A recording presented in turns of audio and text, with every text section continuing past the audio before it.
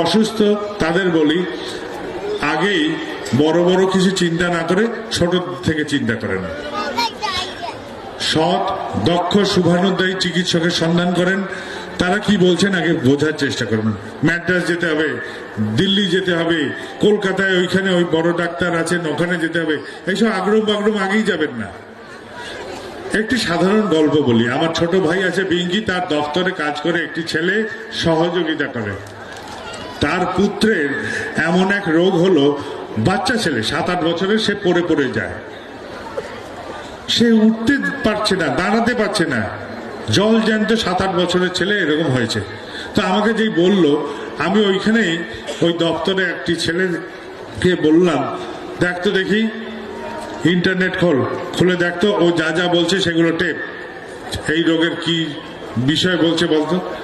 যে রোগটা নির্ণীত হলো কম্পিউটার থেকে, নেট থেকে যেটা বেরোলো, সেই রোগের চিকিৎসা অ্যালোপ্যাথি মতে নেই।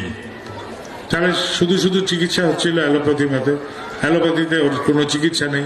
আমার এক অত্যন্ত শহীদ শিক্ষক মশাই আয়ুর্বেদিক কলেজের ভুবনেশ্বরে থাকেন, আমি তাকে খবর পাঠালাম, জিজ্ঞেস করলাম আয়ুর্বেদিক মতে এর কোনো চিকিৎসা আছে? উনি সাথে সাথে আমাকে উপচার জানিয়ে পাঠালেন।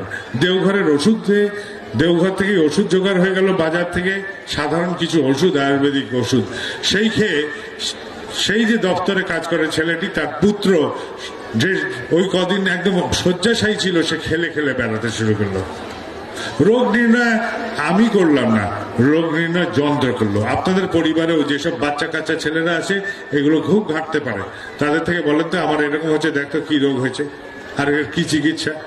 তারপরে ডাক্তারের কাছে যান, ডাক্তারবাবুর সহযোগিতা নেন, দেখবেন যে রোগ এমনি আধা আপনার আয়ত্তে এসে যাবে। আর কি করবেন? আনন্দে থাকবেন। ছোটবেলায় বলতো, ভূতের ভয় পেলে রাম রাম রাম রাম বল। তো আমি বলবো, আনন্দে আনন্দে থাকেন। যেখানে হতাশা, যেখানে দুঃখ, যেখানে গ্লানি, সেখানে রোগ এসে আগে বাসা বাঁধে। আর যেখানে আনন্দ, সেখান থেকে রোগ আগে দৌড়ে পালায়। এটাকে আগে বোঝেন। এটা হচ্ছে প্রথম কথা, আনন্দে থাকা। আনন্দে থাকতে গেলে তো একটা প্রক্রিয়াকে অনুসন্ধান করতে হবে। আমি দুধ দিলাম, বললাম যে এটা থেকে ছানা বানাতে দেখি। আমি দুধ দিলাম, বললাম যে এটা থেকে ঘি বানাতে দেখি। আপনি দুধ ধরে যদি বসে থাকেন, সেটা ছানাও হবে না, ঘিও হবে না। তাহলে এই দুধকে কোনো প্রক্রিয়ার মধ্যে নিয়ে গেলে তার রূপান্তর হতে পারে।